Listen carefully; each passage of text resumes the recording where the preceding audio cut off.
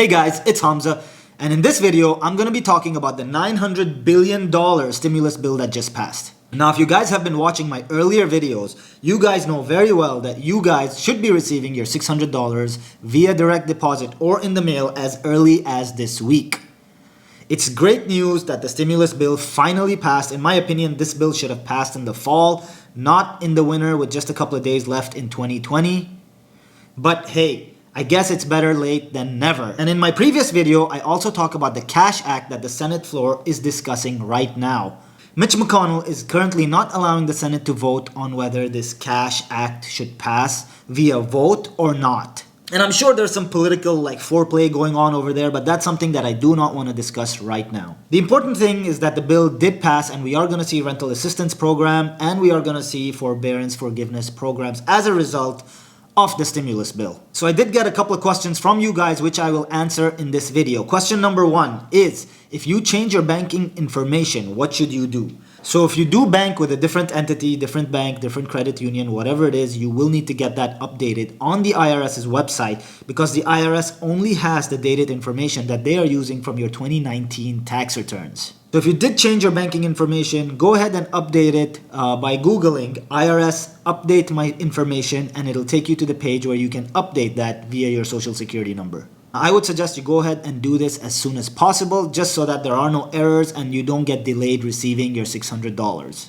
If you're single, that's great. If you're married, talk to your spouse. Make sure they have updated their information, or if you guys are sharing bank accounts, make sure that everything is updated so those checks come into your accounts smoothly, hopefully by this week. I am a little skeptic about the checks coming in this week. I guess I'm gonna have to see it to believe it, but I'm sure you guys will keep me updated as you receive those checks via direct deposit. For those of you who are supposed to receive your $600 as a check in the mail, I have good news for you. Those are also gonna be issued fairly quickly, so hopefully you will not have to wait like you did the last time. Now that that's out of the way, the focus of today's video is actually the EIDL loans and grant process. I wanna take a second and talk about the $10,000 EIDL grant that is absolutely free as long as you qualify. Now, in the $900 billion, the feds have actually included a portion that is going to go towards PPP and EIDL.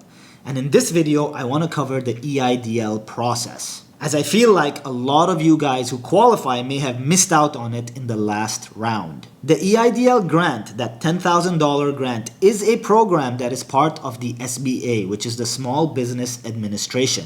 Now, the Fed basically needs to give the SBA the green light in order to process EIDL grants and loans. The loans terms are extremely favorable, so if you guys think that you need a loan for your business, go to sba.gov and file for the EIDL loan. However, if you own a business and you just won the grant, which is $10,000, and you think that will suffice for your business, you need to go ahead and get ready for that grant. And I'm going to tell you exactly what you need to do. So the last time around during the CARES Act, the government did actually update the SBA's website. Now, the SBA's website has many different forms of loans. There's a disaster relief loan, there's other SBA products that you can apply for, but they did add a separate section for EIDL. And this was specific to the CARES Act. Now, I personally know a lot of people who took advantage of the EIDL program, applied for the loan, but then rejected the loan and just took the grant money, which is absolutely free. So this time around, this is something that you need to focus on, because last time around, a lot of you thought that when you apply for the EIDL loan, you have to take it. As the SBA updates their website for this round of stimulus,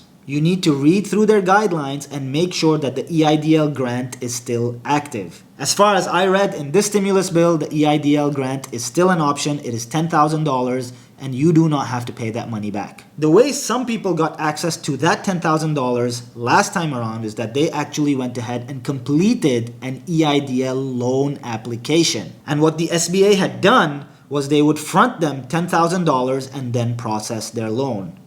Now, this $10,000 was completely forgiven, meaning they did not have to pay it back, and they could have also rejected the loan if they chose to. Meaning, there was a little bit of confusion the last time around when the EIDL applications opened up. A lot of people did not apply for the EIDL grant because they didn't realize that it was the same application for the loan, but the SBA was fronting $10,000 as grant money. Now this time around, it's a little unclear as those pages have not been updated and will be by January 12th. So mark that date on your calendar. January 12th is a huge day for EIDL grant applicants. And if you own small businesses and you want to apply for the EIDL loan, I think that is when that page is going to get updated. So from all the data that I'm gathering and everything that I'm seeing, it seems like January 12th is most likely going to be the day when that page on the SBA.gov's website gets updated. Which means that will also be the day that you guys can start applying for EIDL grants and loans. Now, of course, to qualify for an SBA loan, you do need to be a business. So this grant/loan program is for businesses. And there are certain conditions that you need to meet, out of which the most important one is you need to prove that your revenues have declined at least 30% due to the pandemic. Now, in most small businesses cases who want to apply for the EIDL loan/grant, this is going to be the case. But just keep that in mind that you will have to show that your business has suffered a 30% drop in revenue at least, so that you can qualify for the EIDL loan/grant. Also, this time around, if you do not see a separate page for the EIDL grant, you can go ahead and apply for the loan, and if approved, you can actually reject the loan, say you don't want it. And you also have to remember that that money technically is interest-free for an entire year. What this means is you could actually take the money and just give it all back within 1 year without paying any interest. This is very interesting because the last time around, part of the CARES Act, I did see people take EIDL loans, add them to their balance sheet, and then return them at a later time with no interest paid. What this did for those businesses, it actually inflated their balance sheets for a small period of time in which they could have gotten a couple of deals done, and then they returned that money back. So just to recap really quickly, you want to mark your calendars down for January 12th, as that is when those pages on the SBA.gov website will go live. Now, of course, at this point, things are still a little unclear, meaning those pages could go live at an earlier point. And that would be amazing, but you guys need to be on top of your game so that you guys are one of the first applicants, because the last time around this happened, there was a lot of problems on the website and a lot of people couldn't get their loans processed just because of technical difficulties. Now, I am going to be covering this topic and giving you guys updates as they happen, so subscribe to the channel, stay tuned, and I will pass on as much information as I can as soon as I can so that you guys are updated at all times. Once again, my name is Hamza, and I'll see you guys next video.